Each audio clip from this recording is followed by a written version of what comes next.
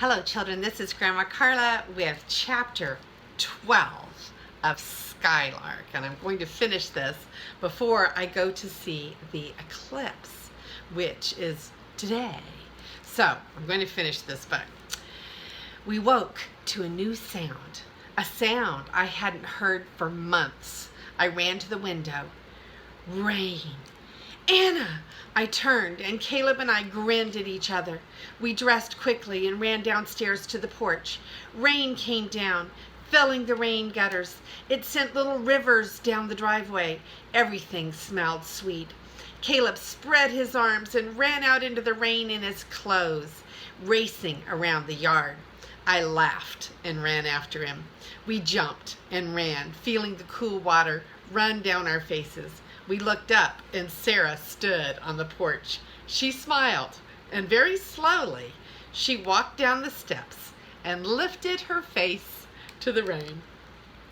Then she ran down the lawn to take our hands and dance with us. The aunts came out to the porch to watch. "Rain!" Sarah called to them. "It's been so long." William came out from the water in his yellow slicker and hat to watch. Then, laughing, he took off his slicker to dance with us until the aunts made us come up and dry off with towels. We were sorry to see the sun come out. "I remember you when you were little," William said to Sarah. "Running, climbing, you were always in the trees. Out on the rocks, you never stayed still." Suddenly, Sarah looked at William. "Do you remember a song that Papa used to sing about a skylark?" she asked. William smiled. "A poem. I only remember the first line. 'Like a skylark, Sarah sings. Papa said you'd never come to earth.'" Sarah looked out over the sea, and I knew she was thinking of Maggie's words to her on the dry prairie. Words I wasn't supposed to hear. "You're like the prairie lark, Sarah. You have not come to earth." That night, I wrote Papa a letter. "Dear Papa, Caleb and I miss you. Sarah misses you too. We are fine. We went fishing and rowing in William's boat. Sometimes seals poke their heads out of the water to watch us. You would love the sea. Write soon. Love, Anna. P.S. I gave Sarah your kiss." I didn't tell Papa about the rain. The aunts had tea in the moonlight. The light lay like a blanket over the water below. "Have you ever been married, Aunt Harriet?" asked Caleb. "Caleb, that's private," I said. But Aunt Harriet smiled. She took Caleb in her lap. "Private, maybe," she said, "but like everything else, it's history. No, I was never married. Almost, but not quite. I never met a dashing man like your father."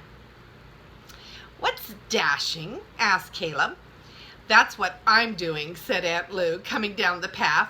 She was dressed in a bathrobe. "I'm dashing into the water. Do you want to come? I'm going skinny dipping." "Do you mean you're going to swim all naked?" asked Caleb.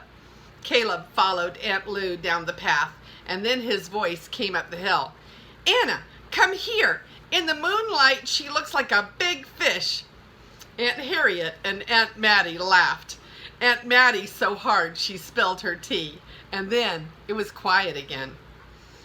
"Everyone goes skinny dipping," said Sarah. Her voice was soft with memory. I thought about the pond at home when the moon came up so big and close it seemed you could touch it. Far off a loon cried on the water.